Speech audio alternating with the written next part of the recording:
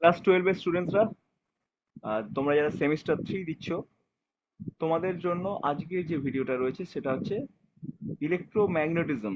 এই চ্যাপ্টারটা থেকে আমার কিছু নিজস্ব বাছাই করা অঙ্ক বা বাছাই করা প্রশ্ন, যেগুলো তোমাদের সেমিস্টার 3 জন্য খুব ইম্পর্টেন্ট হতে চলেছে। স্টুডেন্টস, এই ক্লাসটা একটু লম্বা হবে, একটু বড় হবে। যাদের ধৈর্য আছে, যাদের চেষ্টা আছে, তারাই একমাত্র ক্লাসটা দেখো। এই ক্লাসটা আমি প্রায় বাছাই করা 20টা অঙ্ক মতো আমি আলোচনা করেছি। প্রথমে কি করবে? প্রথমে দেখবে যে তোমাদের স্ক্রিনে অঙ্কগুলো ভেসে আসছে, অঙ্কগুলো উঠছে। তোমরা প্রথমে ভিডিওটা পজ করবে, অঙ্কগুলো চেষ্টা করবে।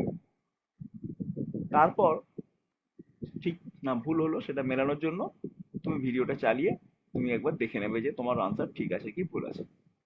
এরপর এইভাবে অঙ্কগুলো করার পর তোমরা আমাকে বলবে, তোমরা কমেন্টে জানাবে যে কতগুলো অঙ্ক তুমি একদম নিজে করতে পেরেছো আর কতগুলো তোমার ভুল হয়েছে। স্টুডেন্টস, অঙ্কগুলো স্ট্যান্ডার্ড হায়ার সেকেন্ডারি থেকে একটু বেশি রেখেছি, কারণ হায়ার সেকেন্ডারি স্ট্যান্ডার্ড কোশ্চেন যখন হয় সেই কোশ্চেন কিন্তু একটু কষ্টকরই হয়, একটু ঝামেলারই হয়। স্ট্যান্ডার্ডটা আমি হায়ার সেকেন্ডারি একটু উপরে রেখেছি। এবং কিছু অঙ্ক এমনও আছে যেগুলো হায়ার সেকেন্ডারির মতোই, অর্থাৎ এটা মিক্সড একটা লেভেলের আমি একটা ক্লাস এখানে করেছি, যেটা তোমাদের জন্য খুবই ফ্রুটফুল হতে চলেছে। স্টুডেন্টস, ক্লাসটা শেষ করতে কিন্তু মোটামুটি তোমাদের ঘন্টা 2 লাগবে। ওকে, যদি তোমরা আমি যেভাবে বলছি সেইভাবে পড়াশোনা করো। তো স্টুডেন্টস, যাদের চেষ্টা আছে, যাদের ভালো কিছু করার একদম মানসিকতা আছে, তারা ভিডিওটা দেখা শুরু করে দাও। চলো আমরা এবার তাহলে স্ক্রিনে চলে যাচ্ছি। ওকে, চলো। এই হচ্ছে আমাদের স্ক্রিন। চলো, এই হচ্ছে আমাদের অঙ্কের রাশিমালা। ওকে, তো প্রথম যে অঙ্কটা রয়েছে স্টুডেন্টস, দেখো এখানে কি বলছে। বলছে চিত্রে প্রদর্শিত ও বিন্দুতে চৌম্বক ক্ষেত্র নির্ণয় করো, অর্থাৎ এই বিন্দুটায় চৌম্বক ক্ষেত্র তোমাকে বার করতে হবে। ক্লিয়ার?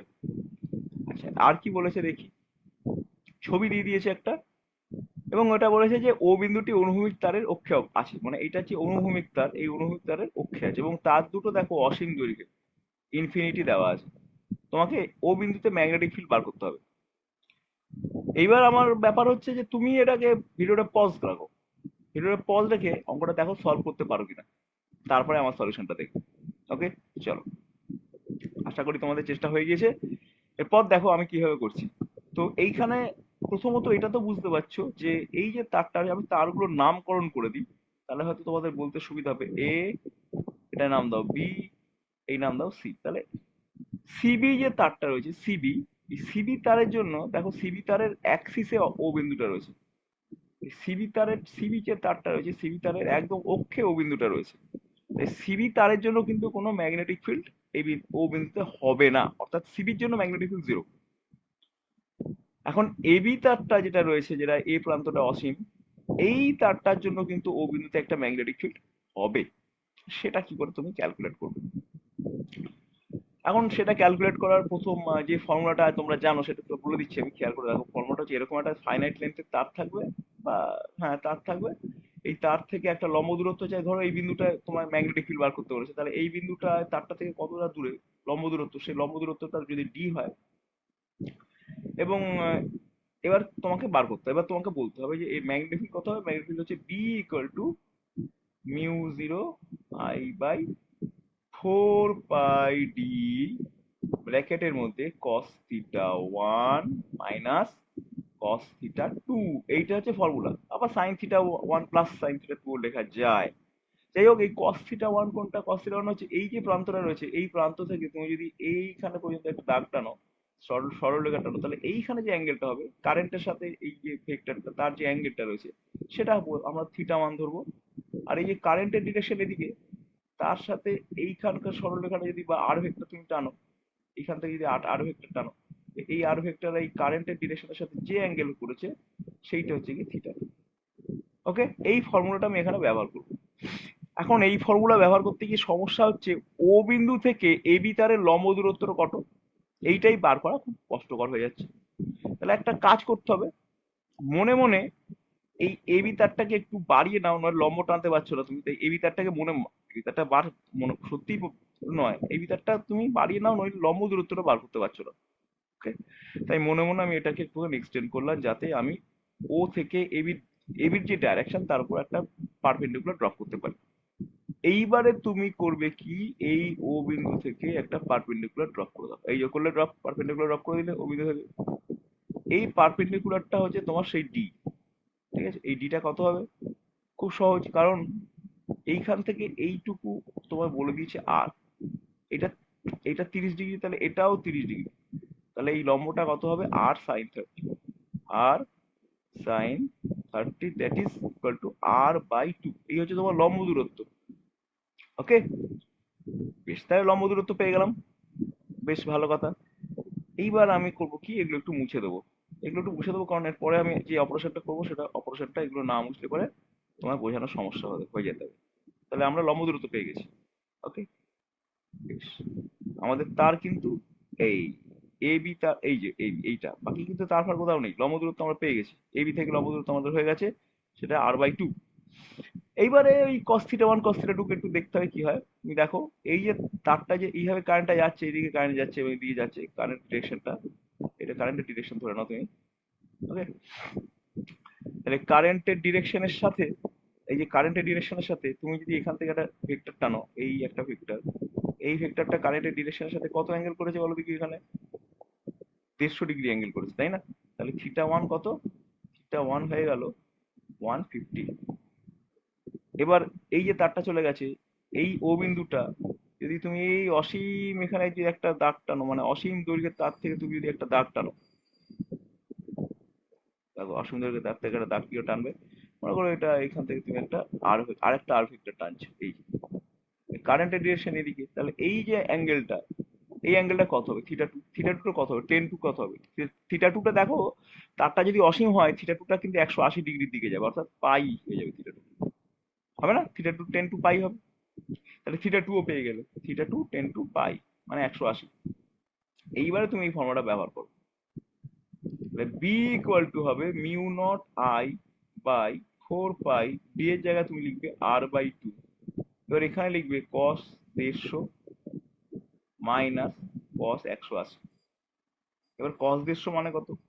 cos 150 মানে সাইন 90 প্লাস 60 মাইনাস সাইন 60 হবে cos 150। তাহলে এটা হয়ে গেল μ0I/2 পাই r, cos 150 মানে হচ্ছে মাইনাস সাইন 60, দ্যাট ইজ √3/2, সামনে একটা মাইনাস, এই মাইনাস cos 180 মানে -1, আবার একটা মাইনাস, তাহলে এটা হয়ে গেল প্লাস হয়ে গেল। তাহলে উত্তর হয়ে গেল μ0I/2 পাই r 1 - √3/2। এই হচ্ছে তোমার আনসার, দেখলে তো? এই ডি হচ্ছে আনসার। এবার তোমরা একটু বলো তো এই অঙ্কটা কারা কারা পারলে, নিজে নিজে কমেন্টে জানাও।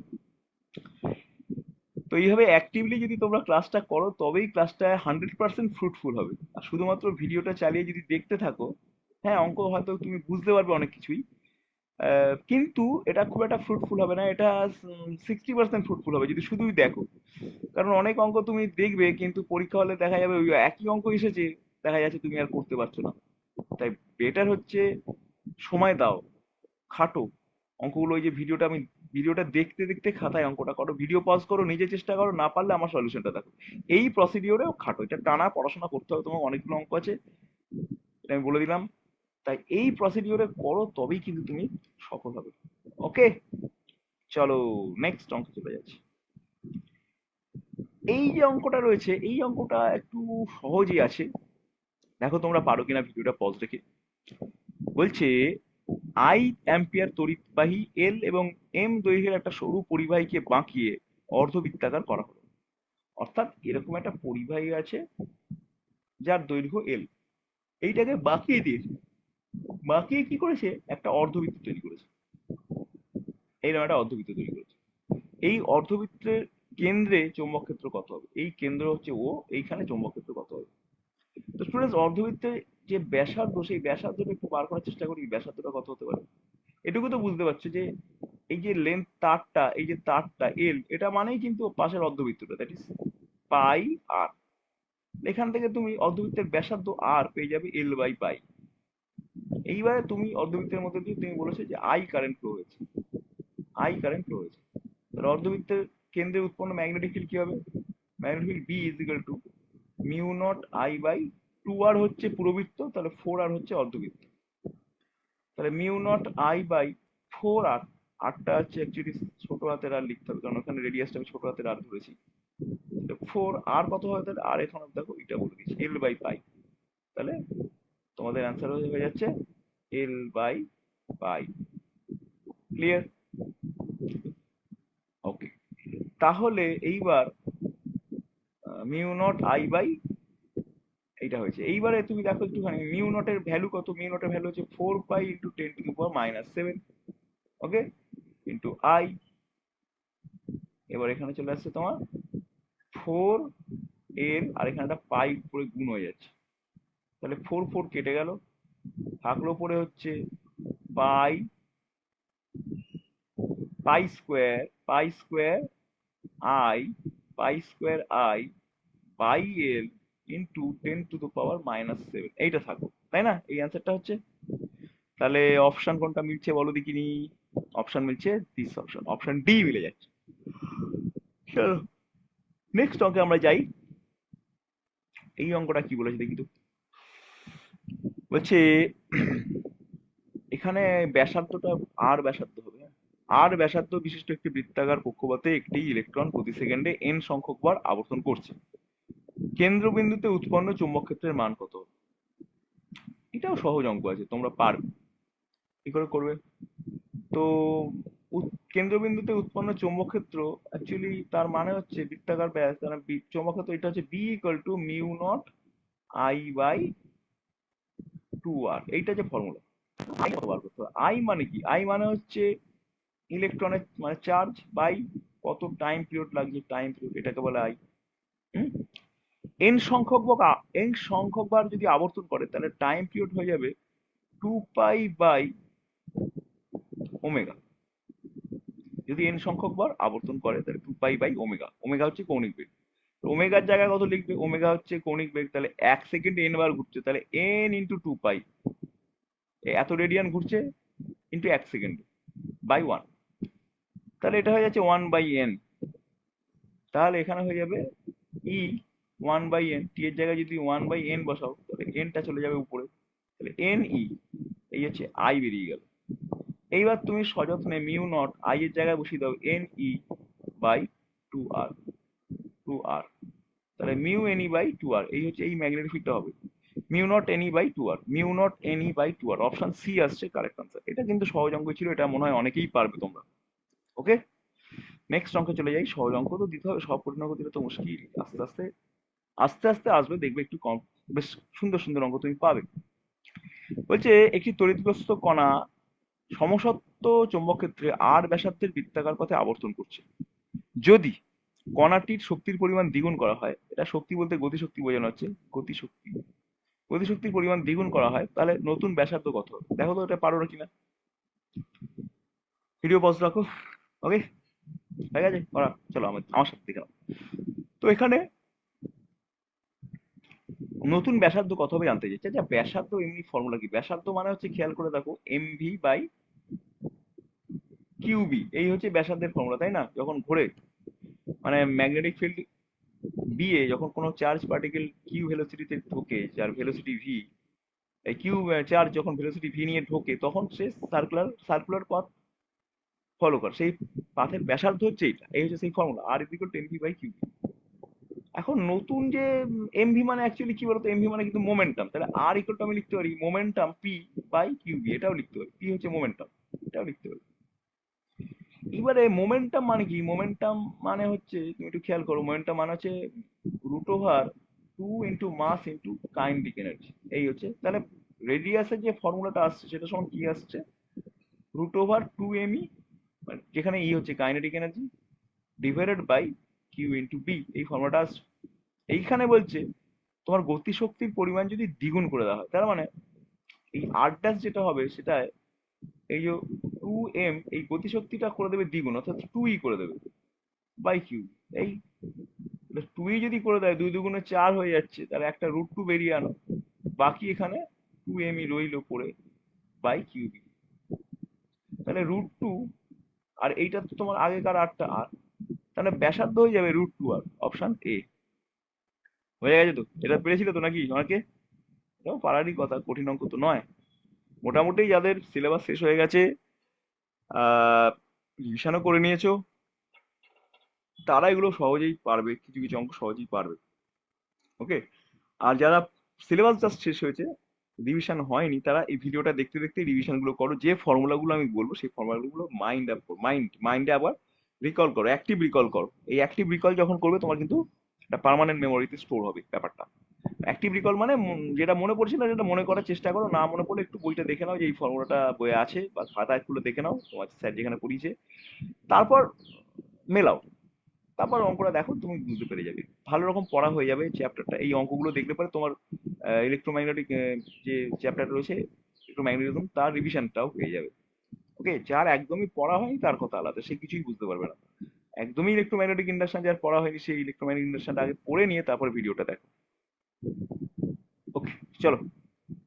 একটি বৃত্তাকার কুণ্ডলীর ব্যাসার্ধ আর, তাতে আই তড়িৎ প্রবাহ হচ্ছে। কুণ্ডলীর অক্ষের উপর r√3 দূরে অবস্থিত পি বিন্দুতে চৌম্বক ক্ষেত্র BP, B not by BP, BP by B not কত? বলেছে কিছুই না, এই হচ্ছে একটা বৃত্তাকার কুণ্ডলী, ঠিক আছে? এই হচ্ছে তার কেন্দ্র। হুম। এই হচ্ছে তার অক্ষ। এইখানে একটা বিন্দু আছে, যে বিন্দুটা r√3 দূরত্বে রয়েছে, অর্থাৎ এইখানে এক্স যেটা, সেটা হচ্ছে r√3। আর হচ্ছে এই বৃত্তাকার কুণ্ডলীটির ব্যাসার্ধ। তো ওরা বলছে এইখানে যে ম্যাগনেটিক ফিল্ড হবে, সেটা কত হবে দেখি। এইখানে ম্যাগনেটিক ফিল্ড বিপি, অ্যাকচুয়ালি সেটা পি বিন্দু বলেছে যখন, বিপি, আর এটা ও হচ্ছে তার কেন্দ্র, তাহলে এটা ও। তাহলে বিপি হচ্ছে μ0/2 I R square by X square plus R square to the power 3/2। এই হচ্ছে সেই ফর্মুলা। এখানে এক্স এর জায়গায় r√3 বসাতে হবে, তাহলে কত হবে? μ0I/2 আর স্কোয়ার, এক্স এর জায়গায় তুমি r√3 বসাও, তাহলে এটা হয়ে যাবে 3r² plus R square by 3/2। তাহলে এটা হয়ে গেল 4r²। μ0I/2, 4r² two the power 3/2, মানে 4r² এর রুট হয়ে যাবে প্রথমে, 2r হবে, 2r এর কিউব, দ্যাট ইজ 8r³ হবে। তাহলে তলায় হয়ে যাবে 8r³, আর উপরে আছে r²। তার মানে ব্যাপারটা দাঁড়াচ্ছে μ0I/2 ইন্টু 8r। এই, তাহলে ব্যাপারটা দাঁড়ালো, আর একটুখানি সুন্দর করে দেখি, μ0I/2r যদি করি, তার সাথে গুণ করতে হবে 1/8। এবার μ0I/2r মানে কেন্দ্রে, কেন্দ্রে যে ম্যাগনেটিক ফিল্ডটা হয় সেটা, কিন্তু ফর্মুলাতে খেয়াল খেয়াল করে দেখো, এটাই হচ্ছে সেই কেন্দ্রে ম্যাগনেটিক ফিল্ড হওয়ার ফর্মুলা। অর্থাৎ এই জায়গায় আমি বসিয়ে দিতে পারি বিও। তাহলে BO/8, তাহলে বিপি সমান হয়ে যাচ্ছে BO/8। বিপি বাই বিও তাহলে কত হবে? তাহলে বিপি বাই বিও হয়ে যাচ্ছে 1/8, অপশন বি। হলো। এই অঙ্কটা কিন্তু ওয়েস্ট বেঙ্গল জয়েন্টে এসেছে এইবারে। ওকে। দেখো তোমরা অঙ্কটা নিজে নিজে পারলে কিনা। সহজ অঙ্ক ছিল, না পারার কিছু নেই। নেক্সট অঙ্কে চলে যাচ্ছি। এই অঙ্কটা এনসিইআরটির অঙ্ক। এনসিইআরটির থেকে অঙ্ককে ডাইরেক্টলি আমাদের বোর্ড ফলো করে, এবং ইলেকট্রোম্যাগনেটিজম চ্যাপ্টারে এই অঙ্কটা বেশ ইম্পর্টেন্ট একটা অঙ্ক, সেই জন্যই অঙ্কটা আমি কিন্তু সিলেক্ট করেছি। ওকে। অঙ্কটা পড়ো কি আছে। অঙ্কটা যেটা বলছে, খেয়াল করো,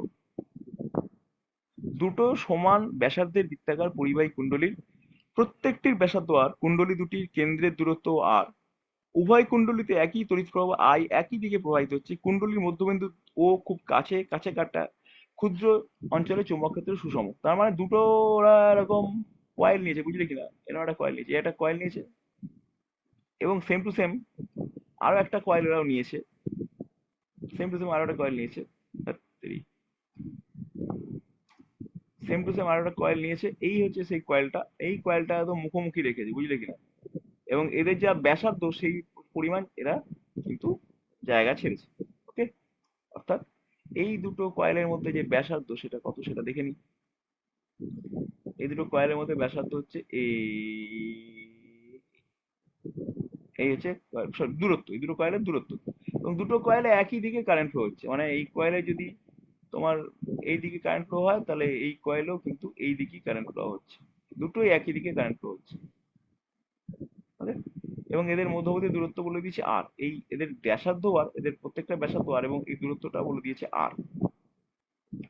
এখন প্রশ্ন হচ্ছে এই কুণ্ডলীর মধ্যবিন্দু মানে দুটোর যে কুণ্ডলী রয়েছে তার মধ্যবিন্দু হচ্ছে ও। এই ও বিন্দুর খুব কাছাকাছি একটা ক্ষুদ্র অঞ্চলে, মানে ও বিন্দুতে তুমি যদি এরকম একটা অঞ্চল তুমি দেখো, ও বিন্দুর আশেপাশে যদি এরকম একটা অঞ্চল দেখো, সেই অঞ্চলে একটা কনস্ট্যান্ট ম্যাগনেটিক ফিল্ড তৈরি হবে। মানে মধ্যবিন্দুর চারপাশে একটা কনস্ট্যান্ট ম্যাগনেটিক ফিল্ড তৈরি হবে। সেই কনস্ট্যান্ট ম্যাগনেটিক ফিল্ডটা কত? ওকে, এই হচ্ছে অঙ্ক।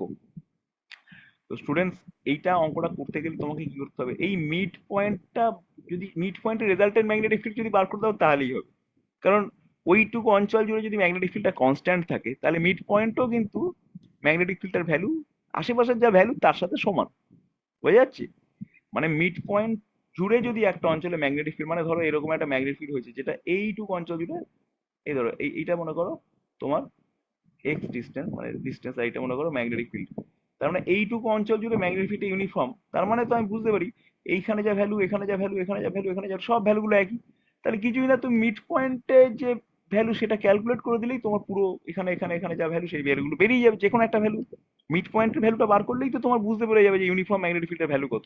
কারণ মিড পয়েন্টেও তো ম্যাগনেটিক ফিল্ডটা ইউনিফর্ম, চারপাশে ইউনিফর্ম, তাহলে মিড পয়েন্টে ইউনিফর্ম হয়ে আছে। তাহলে ডাইরেক্টলি তোমরা মিড পয়েন্টের ম্যাগনেটিক ফিল্ডের ভ্যালু যদি বার করে দাও তাহলেই অঙ্কটা সুর করে হয়ে যাবে। ওকে, পারবে তো নাকি মিড পয়েন্টের ভ্যালু বার করতে? খুব সহজ। তাহলে এক একটার জন্য কি হবে, mu not by two I R square, R square plus X square, তাই না? এর এক্স এর ভ্যালু কত? এক্স মানে হচ্ছে এই যে এক্স মানে এই কেন্দ্র থেকে দূরত্ব এক্স, এটা কত? আর বাই টু হবে।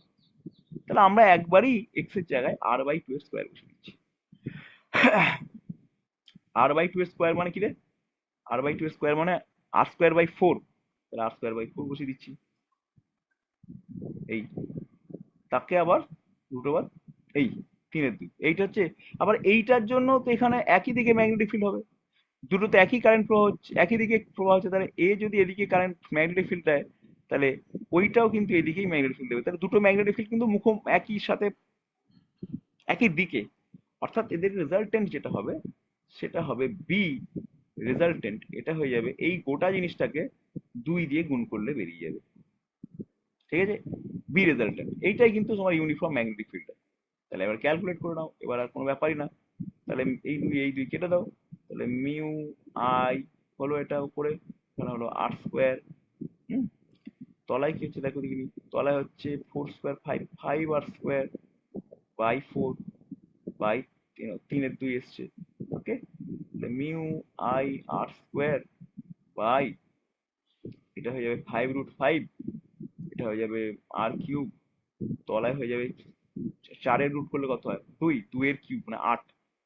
এই, ওকে, তার মানে তোমার অ্যান্সার আসছে মিউ নট আই বাই আর, এই আটটা চলে যাবে উপরে আর ফাইভ রুট ফাইভটা আসবে নিচে। অপশন মিলিয়ে দেখো, এই অপশনটা কারেক্ট আছে, অপশন সি হচ্ছে এখানে কারেক্ট অ্যান্সার। ওকে, আশা করি বুঝতে পারছো। ওকে, চলো এবার একটু খেয়াল রাখো, এই যে ক্যালকুলেশনটা eight by five root five করলে তোমার অ্যান্সার আসবে 0.72। এটাও মনে রাখবে, mu not I by R, mu not I by R into 0.72, এই হচ্ছে ইউনিফর্ম ম্যাগনেটিক ফিল্ডের ভ্যালু। যদি অপশনে 0.72 থাকে তাহলে অপশনে 0.72 মারবে। ওকে, মনে থাকবে অঙ্কটা, অঙ্কটা কিন্তু মনে রাখবে, অঙ্কটা অঙ্কটা মনে রাখার মতো অঙ্ক, খুব ইম্পর্টেন্ট অঙ্ক। এখনো পর্যন্ত হায়ার সেকেন্ডারিতে আসেনি, কিন্তু এনসিইআরটি তে এমন রাজকীয় ভাবে অঙ্কটা আছে, দেখলেই হৃদকম্প শুরু হয়ে যাবে। অঙ্কটা, অঙ্কটার স্টেটমেন্ট আছে, দেখলে হৃদকম্প হবে মানুষের, ছাত্রছাত্রীদের। অঙ্কটা কিন্তু ইজি, ঠিক আছে? তাই এই অঙ্কটা একদম মাথার মধ্যে গেঁথে রাখবে। নেক্সট অঙ্ক চলে যাই। বলছে একটা 1 মিটার দৈর্ঘ্যের সলিনয়েড, মানে তার ব্যাসার্ধ 0.1 মিটার। 0.1 মিটার মানে ব্যাসার্ধ 1 সেন্টিমিটার। সলিনয়েডটা এরকম দেখতে হয়, এইটুকু মতো সলিনয়েড, এই লম্বা একটা সলিনয়েড, বুঝলি কিনা, লম্বা সলিনয়েড, এই এরকম সলিনয়েড। এরকম সলিনয়েডকে তুমি ইনফাইনাইট লেন্থের সলিনয়েডও বলতে পারো, লম্বা আর ব্যাসার্ধটা খুবই কম। এবার এখানে এইভাবে পাক দেওয়া আছে। কটা পাক দেওয়া আছে দেখো, বলে দিয়েছে এন খানা পাক, এন মানে 1000টা পাক দেওয়া আছে। 5 অ্যাম্পিয়ার কারেন্ট যাচ্ছে, আই কত, 5 অ্যাম্পিয়ার। তাহলে সলিনয়েডের ভিতরে অক্ষ বরাবর চুম্বক ক্ষেত্র কত হবে? তাহলে এইখানে ম্যাগনেটিক ফিল্ড কত হবে? যেহেতু এটা বিশাল একটা বড় সলিনয়েড এবং সরু সলিনয়েড, তার মানে এটাকে লম্বা অসীম দৈর্ঘ্যের সলিনয়েডের সাথে কম্পারেবল করা যেতে পারে, তাই ডাইরেক্টলি আমরা ওই ফর্মুলাটাই ব্যবহার করে দেবো। সলিনয়েডের, ইনফাইনাইট সলিনয়েডের formula mu naught N by L into I. Mu naught, mu zero N I, actually N ছোট হাতের এন তো প্রতি একক দৈর্ঘ্যের পাক সংখ্যা, তাহলে এন এর জায়গায় আমরা এন বাই এল বসালাম।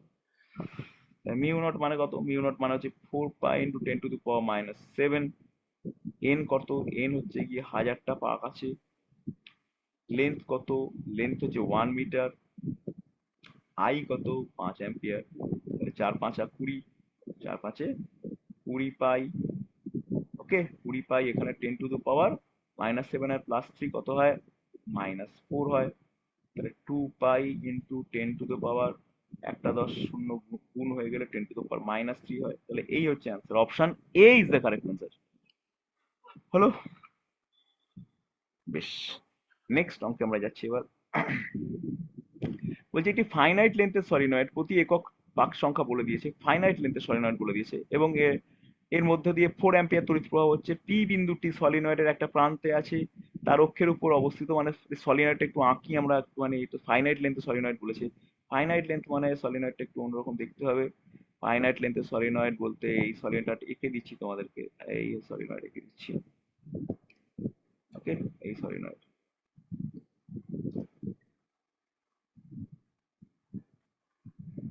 হুম, ফাইনাইট লেন্থের সলিনয়েড মানে এইটা, এরকম একটা সলিনয়েড আছে। ওকে, এই সলিনয়েড আছে।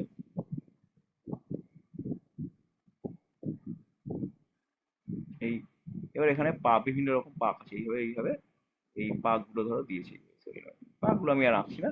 এই, এই সলিনয়েড বলছে পি বিন্দুটি সলিনয়েডের একটা প্রান্তে তার অক্ষের উপর অবস্থিত। মানে পি বিন্দুটা একটা প্রান্তে আছে, মানে বুঝতে পারছো, এই যে অ্যাক্সিস যদি হয়, এই যদি অ্যাক্সিস হয় সলিনয়েডের, পি বিন্দু কোথায় আছে? পি বিন্দু আছে বাবু এই প্রান্তে, মানে এইরকম জায়গায়। এটা যদি, এই হচ্ছে প্রান্ত, পি বিন্দুটা এইখানে আছে। ওকে, আচ্ছা, বলছে এই পি বিন্দুটা অপোজিট দিকের প্রান্তের সাথে 30 ডিগ্রি অ্যাঙ্গেল করে। মানে এইখানে বলছে যে এই পি বিন্দুটা রয়েছে না, এই পি বিন্দুটা এইখানে যদি তুমি এরকম দাগ টেনে দাও, তাহলে এটা 30 ডিগ্রি অ্যাঙ্গেল করে অক্ষের সাথে। তার মানে এইখানে, এইখানে না, ও 30 ডিগ্রি অ্যাঙ্গেল করছে। ওকে, বেশ।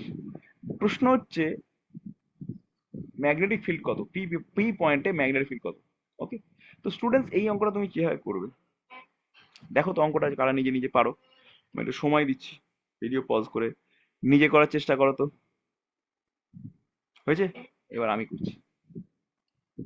দেখো তো, দেখো তো, দেখো তো, দেখো তো, এই ফর্মুলাটা তোমরা জানো কিনা? এই যদি ফাইনাইট লেন্থের সলিনয়েড হয়, ফর্মুলাটা তুমি জানো না কিনা?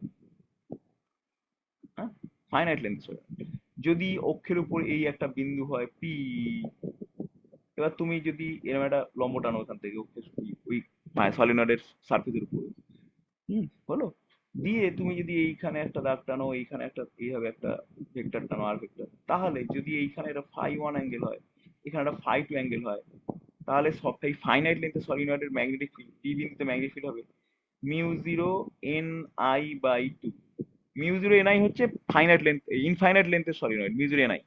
তাহলে ফাইনাইট হয়ে গেলে μ0 n I/2 করতে হবে। শুধু তাই নয়, এবার এখানে লিখতে হবে সাইন φ1 প্লাস সাইন φ2। এই হচ্ছে ফর্মুলা, এই ফর্মুলাটা এখানে অ্যাপ্লাই করতে হবে। এবার এই অঙ্কে তোমার যে এই φ1, সেই φ1টা কত বলো দেখি? φ1টা হচ্ছে, এখান থেকে তুমি একটা দাগ টানো, φ1 হচ্ছে এই অ্যাঙ্গেলটা, এটা হচ্ছে φ1। তাহলে φ1 হচ্ছে একটু 60 ডিগ্রি। আর φ2 কত বলে দেখি? φ2 বুঝতেই পারছো, φ2 কিন্তু এখানে কি হবে? এখানে φ2 হচ্ছে আস্তে আস্তে হয়ে যাচ্ছে 0। φ2 হচ্ছে 0 ডিগ্রি, কারণ এখানে এই এই এই এখানেই তো অক্ষটা রয়েছে। এইখানেই সেই আর টুটা আর আরেকটা যে দাগ আর টুটা সেটা এর উপর দিয়ে যাবে, এরকম ভাবেই যাবে, 0 ডিগ্রি হবে। এইবার তুমি অঙ্কটা করো, পাও কিরকম অঙ্কটা, চলো।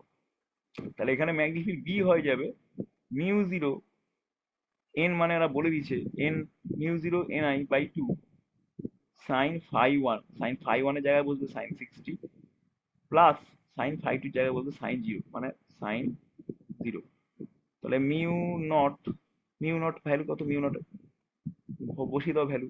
মিউ নটের ভ্যালু হচ্ছে 4 পাই × 10⁻⁻7 মিউ নটের ভ্যালু। আচ্ছা বাই 2 আছে। আচ্ছা এন কত আছে, এন আছে 1000, এন আছে 1000। আচ্ছা আই কত আছে, আই আছে হচ্ছে 4 অ্যাম্পিয়ার। এই sin 60 কত, sin 60 হচ্ছে √3/2, আর ওটা তো 0 হয়ে যাবে। এই এই হচ্ছে অঙ্ক তোমার। ওকে, তাহলে যেটা দাঁড়াচ্ছে সেটা হচ্ছে এই হচ্ছে দুই দুই কেটে যাও, কেটে গেল, আর এখানে এই দুইটা এর সাথে কেটে গেল। তাহলে তোমার যেটা থাকলো বলে সেটা হচ্ছে 4 পাই, 4 পাই 10⁻⁴ একটা √3ও এখানে থাকবে মনে হচ্ছে, √3/2। আই হচ্ছে কত অ্যাম্পিয়ার, 4 অ্যাম্পিয়ার। তাহলে ব্যাপারটা দাঁড়াচ্ছে, তাহলে এখানে কাটাকাটি করলে যেটা দাঁড়াচ্ছে 4 পাই √3 10⁻⁻⁴। তাহলে 4√3 পাই হবে কিন্তু 10⁻⁴। অপশন গুলো একটাও মিললো না, এখানে একটা 4 থাকবে, তাহলে অপশন বিটা হবে। এবার এখানে ফোর ফোর প্রিন্টিংটা মিসিং হয়ে গেছে।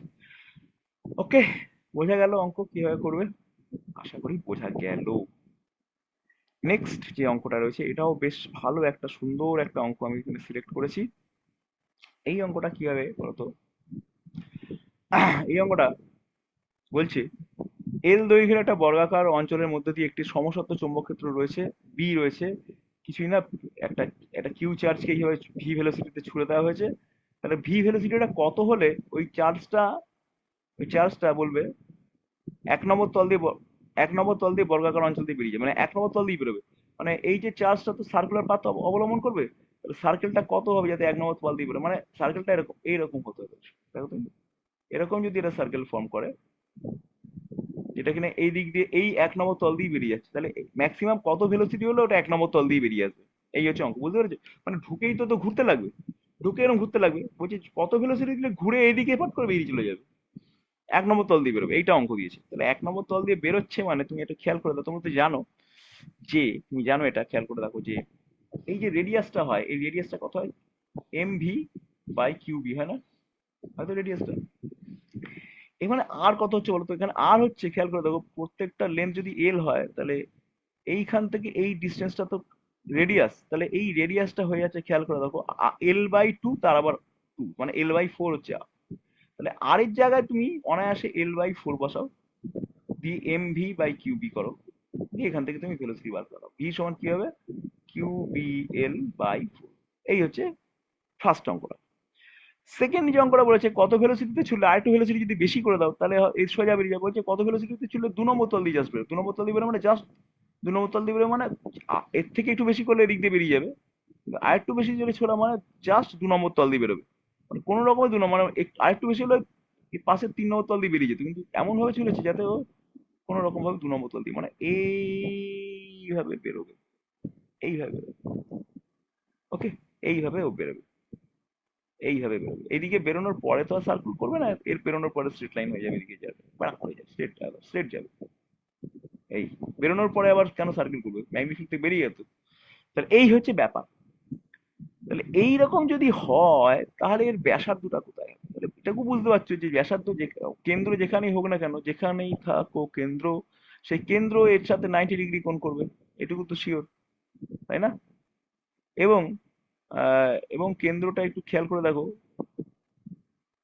এটার সাথেও 90 ডিগ্রি কোণ করবে, মানে আরেকটা যে কেন্দ্র হবে সেটা কিন্তু এইখান থেকে টানবে, এই অর্থাৎ এইখানে অ্যাকচুয়ালি কেন্দ্রটা তোমার, সেন্টারটা এইখানে আছে, এবার এইখানে সেন্টার আছে। ওকে, তাহলে একটু খেয়াল করে দেখো এই এবারও সেই অঙ্ক করতে হবে। আর প্রথমের অঙ্কটা যেটা হলো, এই এফ এর অ্যান্সার হচ্ছে qbl/4, এই l/4 এই ভেলোসিটিতে ছুটতে হয় প্রথম অঙ্কটা, তাই দ্বিতীয় অঙ্কের অ্যান্সার বার করছি এখন আমি। দ্বিতীয় অঙ্কের অ্যান্সার কি হবে দেখো। দ্বিতীয় অঙ্কের অ্যান্সার হচ্ছে, এটা প্রথম অঙ্ক অ্যান্সার আমি বক্স করে রাখি। এটা হচ্ছে এক, এটা 1 নম্বরটা। দ্বিতীয়টা কি হবে দেখো, দ্বিতীয়র ক্ষেত্রে রেডিয়াস কি হবে তুমি এটা খেয়াল করে দেখো, এইখান থেকে এইটুকু কত হবে, এখান থেকে এইটুকু হবে আর, মানে রেডিয়াস যদি আর হয় তাহলে আর মাইনাস L/2 হবে, তাই না? তাই না? কারণ দেখো এই গোটাটা তো আর, আর এইটুকু হচ্ছে L/2, তাহলে ওটা আর মাইনাস L/2 হবে রেডিয়াসটা। ভালো করে দেখো, যদি ভালো করে না বুঝতে পারো তাহলে আরেকবার ভিডিওটা দেখো। আর এইটা তো রেডিয়াস, এটা তো আরই হবে, তাহলে এটা, আর এইখান থেকে এইটা কত, এটাও তো আর। কারণ এটা আমি পিথাগোরাস দিয়ে বলতে পারি যে লম্ব স্কোয়ার মানে আর মাইনাস L/2 হোল স্কোয়ার, লম্ব স্কোয়ার প্লাস ভূমি স্কোয়ার মানে আর স্কোয়ার ইজিক্যাল টু অতিভুজ স্কোয়ার, অতিভুজ স্কোয়ার মানে দেখো অতিভুজ স্কোয়ার হয়ে গেছে তোমার আর স্কোয়ার, তাই তো? হ্যাঁ। তাহলে R/L/2 এর whole square R square plus এটা সমান আর স্কোয়ার। এখানে পরিষ্কার দেখতে পাচ্ছ যে তোমাদের হয়ে যাচ্ছে যেটা, উম, এখানে সরি এটা আর স্কোয়ার লিখে ফেলেছি, এটা এল স্কোয়ার হবে অ্যাকচুয়ালি। মানে এই যে ডিস্টেন্সটা, আর কেন বলছি, এইটা তো লেন্থ অফ দা তাহলে এটা এল হবে। ওকে, এল স্কোয়ার, এল, এই হচ্ছে ব্যাপার। এইটাকে একটু সলভ করে তুমি রেডিয়াসটা বার করে নাও, তাহলে ফোর আর টু 4 এই আর স্কোয়ার মাইনাস 2 × R × 2 AB, তাহলে এটা হয়ে যাবে RL plus L²/4 plus B square, এখানে আসবে আর, এই আর স্কোয়ার কেটে গেল। তাহলে তুমি এখান থেকে পেয়ে যাচ্ছ যে R equal to L plus L/4, মানে 5L/4 পাচ্ছ। দেখো এবার ফর্মুলা বসাও। তুমি তো জানো যে রেডিয়াস ইজিক্যাল টু MV/QB,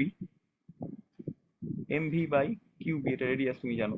তাহলে আর এর জায়গায় তুমি বসাবে 5L/4 by is equal two MV/QB। তাহলে এখান থেকে ভেলোসিটি পেয়ে যাচ্ছে V ইজিক্যাল টু 5QBL/4। তাহলে এর অ্যান্সার হচ্ছে 5/4 QBL। এই ভেলোসিটিতে যদি ছোড়ো তাহলে ও বেরিয়ে চলে যাবে। ক্লিয়ার? বেশ।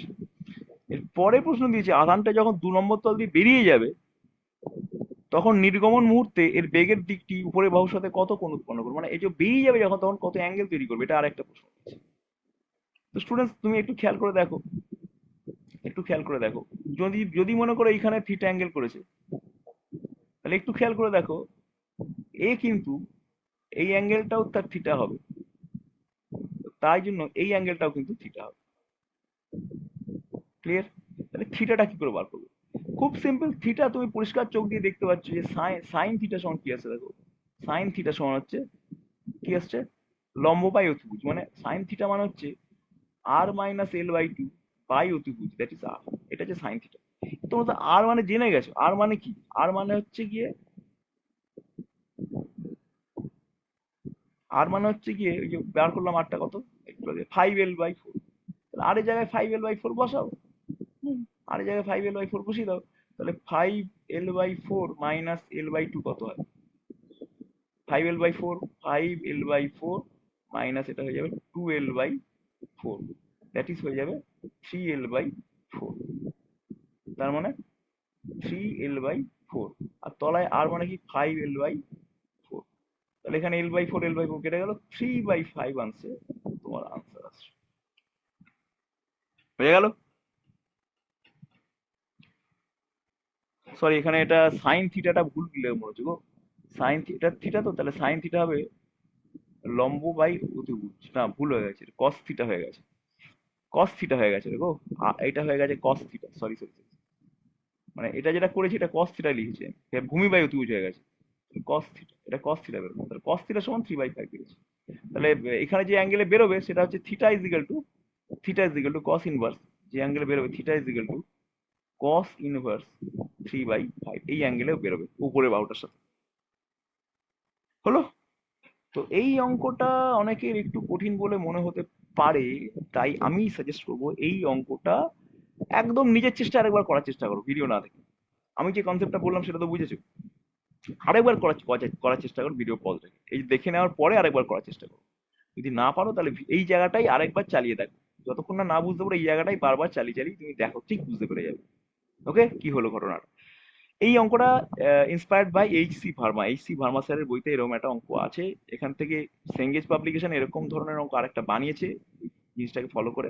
আমি যে বলি না যে এইচ সি ভার্মা, ইরোডভ, এগুলো তো পুরোনো বই, পুরোনো পুরোনো অঙ্ক আছে, এখান থেকে ডাইরেক্ট অঙ্ক আর আসে না, এখান থেকে অঙ্কগুলো বানায় এখনকার দিনের বইরা। তো এরকমই একটা অঙ্ক আমি এই বই থেকে সিলেক্ট করেছি। অঙ্কটা বেশ ভালো অঙ্ক, কোনো একটা পার্ট হায়ার সেকেন্ডারিতে আসার মতো আছে, খুব কঠিনও নয় কিন্তু এটা। ওকে, কনসেপচুয়াল না, বাট নট হার্ড। ক্লিয়ার ব্যাপারটা? ওকে, তোমরা এটা বলে দিই, এত পর্যন্ত যারা ভিডিওটা দেখলে তাদেরকে বলে দিই, এই যে তোমার তাহলে এই ভিডিওটা, এই ধরনের ভিডিও আমার চ্যানেলে আসছে, তার মানে তোমার যাদের এই ধরনের ভিডিও দরকার আছে বা এই ধরনের ক্লাস দরকার আছে, তারা অবশ্যই চ্যানেলটা সাবস্ক্রাইব করে রাখো, নইলে নোটিফিকেশনটা পাবে না। এই ভিডিও অর্থাৎ এরকম বাছাই করা 20টা প্রবলেমের যে ভিডিওগুলো, সেটা কিন্তু আমি প্রতি বুধবার এবং শনিবার রাত্রি 9টার সময় পাবলিশ করি। তোমরা যদি থাকো, ফলো করো, তাহলে পেয়ে যাবে ভিডিওগুলো। এখনো পর্যন্ত আমি ইলেকট্রোস্ট্যাটিক্স এর উপর একটা ভিডিও করেছি, বাছাই করা 20টা প্রবলেমের। তারপরে আমি ইলেকট্রিসিটির উপর ভিডিও করেছি, বাছাই করা 20টা প্রবলেমের। এই ভিডিওগুলোর লিঙ্ক তুমি এই এই ভিডিওটার ডেসক্রিপশনে পেয়ে যাবে প্লে লিস্ট আকারে। ওকে। আর এর সাথে সাথে রে অ্যান্ড মার্টিন আমি সলিউশন করছি, পরপর সলিউশন হচ্ছে। রে অ্যান্ড মার্টিনের কোশ্চেন ব্যাংক থার্ড সেমিস্টারের জন্য তোমাদের যেটা আছে, কোশ্চেন ব্যাংক সলিউশন করেছি। যতগুলো সলিউশন করা হয়েছে এখনো পর্যন্ত, প্রত্যেকটা ভিডিওর বাঞ্চ অফ ভিডিওর লিঙ্ক, মানে প্লেলিস্ট লিঙ্ক, এই ভিডিওরই ডেসক্রিপশন তুমি পেয়ে যাবে। তো এইভাবে যদি তুমি নিজেকে প্রিপেয়ার করতে থাকো, তাহলে কিন্তু দুর্দান্ত ভাবে সাকসেস আসবে। নেক্সট অঙ্কে চলে যাই। এর পরের অঙ্কটা তো দেখে মনে হচ্ছে সহজ সহজ। বলছে সমসত্ব চৌম্বক ক্ষেত্র বি এর মধ্যে আর ব্যাসার্ধের একটা অর্ধবৃত্তাকার পরিবাহী তার রাখা আছে। তারটির মধ্যে দিয়ে আই তড়িৎ প্রবাহ হচ্ছে। চৌম্বক ক্ষেত্রটি কাগজের লম্ব, সমতলে লম্ব, কাগজের ভেতর দিয়ে নির্দেশিত। অর্ধবৃত্তাকার তারটির উপর ক্রিয়াশীল লোক তীর্য। মানে এখানে একটা সোজা কথা ভাই, এরকম ম্যাগনেটিক ফিল্ড আছে। এরকম ম্যাগনেটিক ফিল্ড আছে যেগুলো কাগজের তল ভেদ করে চলে যাচ্ছে। এরকম ভর্তি ম্যাগনেটিক ফিল্ড আছে। আমি আর আঁকলাম না ক্রস ক্রস, বারবার একই কথা হবে, জায়গাটা গিজগিজ হয়ে যাবে। এইবারে বলছে এইখানে একটা অর্ধবৃত্তাকার তারও আছে। অর্ধবৃত্তাকার তার করে দাও, একটা অর্ধবৃত্তাকার তার, এখানে একটা অর্ধবৃত্তাকার তার আছে, এইখানেতেই একটা অর্ধবৃত্তাকার তার আছে। উম, এই অর্ধবৃত্তাকার তার, বৃত্ত হয়ে গেছে তো, আছে অর্ধবৃত্ত করে দিচ্ছেন, চাপ নিচ্ছ কেন? হ্যাঁ, হ্যাঁ, হ্যাঁ, হলো, অর্ধবৃত্ত হলো। এই মুছে দাও। এই অর্ধবৃত্তাকার তার আছে। এই অর্ধবৃত্তাকার তারের মধ্যে দিয়ে ওরা আবার বলছে তোমার কারেন্ট পাঠিয়ে দিয়েছে কি বলতো, এই কারেন্ট আই যাচ্ছে। বলছে অর্ধবৃত্তাকার তারটার ব্যাসার্ধ, সে ব্যাসার্ধ বলে দিয়েছে। ব্যাসার্ধ কত? ব্যাসার্ধ বলে দিয়েছে আর। বলছে এই তারের উপর কত ফোর্স অ্যাপ্লাই হবে। ম্যাগনেটিক ফিল্ড কত? ম্যাগনেটিক ফিল্ড হচ্ছে বি। তাহলে তোমরা জানো ফোর্সের ফর্মুলা কি মনে আছে? ফোর্সের ফর্মুলা হচ্ছে BIL। এই ফর্মুলা, এই ফর্মুলাটা ব্যবহার করে বলো যে এখানে কত ফোর্স অ্যাপ্লাই হবে। বলো আগে, নিজেরা বলো দেখি তো, কজন ঠিক করো দেখি, তারপরে আমি করছি। হয়ে গেছে করা? দেখো আমার সাথে। এই যে বিআইটা ঠিক আছে, এল মানে কি জানো তো? এল মানে হচ্ছে তারের প্রাথমিক বিন্দু আর প্রান্ত বিন্দুর মধ্যে দূরত্ব। দূরত্ব, তার মানে তোমার এল বলতে বোঝাচ্ছে এই বিন্দু থেকে এই বিন্দুর দূরত্বটাকে এল বলে, প্রান্ত বিন্দু। তাহলে এখানে এল মানে কত? এখানে এল মানে হচ্ছে 2r। তাহলে এই ফর্মুলায় F is equal to B I into 2r। 2r BI, 2r BI, 2r BI, option B is correct answer. Clear? Next আমরা অঙ্কে যাচ্ছি এবার। 11 নম্বর অঙ্ক। ওরে ছাতা, এই অঙ্কটা একটু ঝামেলার হতে পারে, একটু মন দিয়ে শুনবে অঙ্কটা। এখানে বলেছে একটা তার রয়েছে, তারটাকে এরকম নততল দিয়ে গড়িয়ে দেওয়া হয়েছে। হ্যাঁ, তারের মধ্যে কত প্রবাহ হলে পারে তারটা নততলের উপর স্থির থাকবে। তাহলে মোট মোট কথা তারের উপর নেট ফোর্স 0 হবে। তাহলে তারের উপর এখন যে ফোর্সটা কাজ করছে, সেই ফোর্সটা কোন দিকে কাজ করছে বলো দেখি? সেই ফোর্স কাজ করছে, মানে কারেন্ট যদি না চালাই, তারের উপর এই দিকে একটা ফোর্স কাজ করছে। এবং এই ফোর্সটা কত সবাই জানো তোমরা, এই ফোর্সটা হচ্ছে mg sin θ। এই ফোর্সটা mg sin θ, এইটাকে আটকাতে হবে।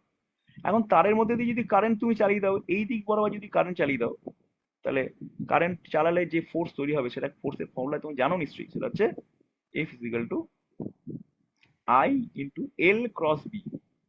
এল এর ডিরেকশন হচ্ছে কারেন্টের ডিরেকশনের সাথে, কারেন্টের ডিরেকশন যা এল এর ডিরেকশনও তাই। এল মানে লেন্থ, তাহলে এখানে লেন্থের ডিরেকশন হবে ওইদিকে, ওইদিকে চলে যাচ্ছে।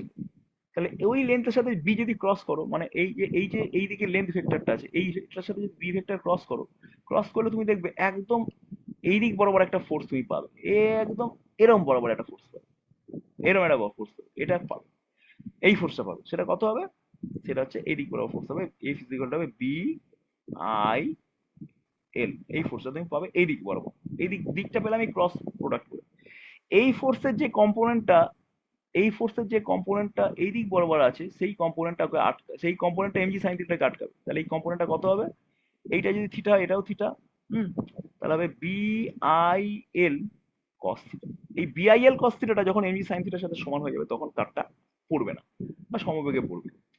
তাহলে মানে ফোর্স জিরো হবে, অ্যাকচুয়ালি ফোর্স জিরো হবে মানে তারটা হয় পড়বে না বা সমবেগে, যদি পড়তে থাকে তাহলে বেগটা কনস্ট্যান্ট হয়ে যাবে। তো যাই হোক, M G sine theta is equal to হবে বিআইএল। এবার এখানে আই কত বার করো, আই সমান চলে আসছে M G by BL tan theta. M G by BL tan theta, option C হচ্ছে এখানে কারেক্ট আনসার। বোঝা গেছে? চলো, এখানে একটা অঙ্ক দিয়েছে, বলছে ডি ব্যবধানে রাখা দুটো সমান্তরাল পরিবাহীর মধ্যে আই ওয়ান আই টু তড়িৎ প্রবাহ হচ্ছে, তাহলে ফোর্স কত হয়, তাদের মধ্যে ফোর্স এত। আচ্ছা, এবার পরিবাহী দুটোকে একটার প্রভাব দ্বিগুণ করে দিয়েছে, মানে আই ওয়ান আই টুর মধ্যে একটাকে ডাবল করে দিয়েছে এবং তার অভিমুখও পাল্টে দিয়েছে। একই সঙ্গে ব্যবধান বাড়িয়ে থ্রি করেছে। তাহলে পরিবাহী দুটোর মধ্যে এখন ক্রিয়াশীল বল কত হবে? তাহলে প্রথমে যে ক্রিয়াশীল বল ছিল এফ, সেইটা কত ছিল দেখি। এমনিতে ফর্মুলা কি, ফর্মুলা হচ্ছে mu zero I one I two by two pi, ওদের মধ্যে ডিস্টেন্স যদি ডি হয় তাহলে ডি। এবার এখানে যেটা করেছে ওরা, একটা তারকে উল্টো দিকে করে দিয়েছে, উল্টো দিকে করলে ক্ষতি নেই, বিকর্ষণ হবে। তাহলে এখন যে ফোর্সটা তৈরি হচ্ছে এফ ড্যাশ, সেই ফোর্সটা কত হচ্ছে মিউ নট। একটা তারকে কি করেছে কি উল্টো দিকে পূর্ব একটাকে দ্বিগুণ করে দিয়েছে। তাহলে একটা আই ওয়ান তো আই ওয়ানই আছে, মনে করো আই টুটাকে দ্বিগুণ করে দিয়েছে, তাহলে আই টুটা হয়ে গেছে টু ইন্টু আই, অর্থাৎ এখানে একটা দুই গুণ করে দিয়েছে। ঠিক আছে? আচ্ছা, টু পাই, ডিস্টেন্সটাকে কি করেছে থ্রি করে দিয়েছি, ডিস্টেন্সটা করেছে দিয়ে যায় করেছে ডি ছিল, এখানে থ্রি এই এই করে দিয়েছে। তাহলে এখন কত ফোর্স হবে ইজিলি, এই যে ফোর্স এটা হচ্ছে আগের ফোর্সটা এফ, তাহলে F into two by three, two by three F, option A হচ্ছে কারেক্ট আনসার। নেক্সট অঙ্কে আমরা যাই। নেক্সট অঙ্ক কি বলছে দেখো। তো এই অঙ্কটা তোমরা দেখতে পাচ্ছ, ও তে কত ম্যাগনেটিক ফিল্ড হবে সেটা জানতে চেয়েছে। এটাও এমন কিছু কঠিন অঙ্ক কিন্তু নয়, এটা তোমরাও নিজেরা পেরে যাবে। কেমন ভাবে পারবে দেখো, তোমরা ও বিন্দুতে দেখো এই যে তারটা রয়েছে, এই তারটার অ্যাক্সিসে আছে। তাহলে এই তারটার জন্য কোনো ম্যাগনেটিক ফিল্ড হবে না, তাহলে এই ঝামেলাটা মিটে গেল, এই তারটার জন্য কিছু করতে হবে না। এবারে বলেছে এই যে তারটা, এই তারটা খেয়াল করো, এই তারটা একটা সার্কেলের পার্ট, তাই না? তাহলে এই তারটার জন্য কতটা ম্যাগনেটিক ফিল্ড হবে সেটা বার করা যাবে। হুম? বার করে নাও। এই তারের ম্যাগনেট কোন দিকে হবে, এইদিকে ঢুকছে মানে তোমার দিকে বেরিয়ে আসছে, তো খেয়াল করো তো, বুড়ো আঙুলটা কারেন্টের দিকে দেখো, তোমার দিকে বেরিয়ে আসছে। তাহলে ম্যাগনেট ফিল্ড কত হবে বার করো। ওকে, বার করা যাবে, কত হয় বলো। Mu not I by two R, এই হচ্ছে পুরো সার্কেল হলে, কিন্তু পুরো সার্কেল নেই এখানে। এখানে আছে কতটা, টু পাই। পুরো সার্কেল মানে টু পাই ঘোরা, টু পাই এর যদি অ্যাঙ্গেল হতো, টু পাই অ্যাঙ্গেল যদি সেন্টারে হতো তাহলে ওটা হতো। তাহলে টু পাই দিয়ে ভাগ করলাম, তাহলে কত রেডিয়ান এখানে সাবস্টেন্ট হয়েছে। এখানে যেটা সাবস্টেন্ট হচ্ছে সেটা হচ্ছে two pi minus pi by two radian subtend হয়েছে এটা, মানে থিটার জায়গায় এখানে টু পাই, এখানে যে রেডিয়ানটা সাবস্টেন্ট হয়েছে সেটা হচ্ছে two pi minus pi by two, এই এত রেডিয়ান অ্যাঙ্গেল ওখানে সাবস্টেন্ট হয়েছে। তাহলে কত হচ্ছে, এটা হচ্ছে ফোর পাই থেকে পাই ছিল কত পাই, থ্রি পাই বাই টু এখানে সাবস্টেন্ট হচ্ছে, তাহলে এখানে থ্রি পাই বাই টু এখানে লিখে দাও এই। ওকে, তাহলে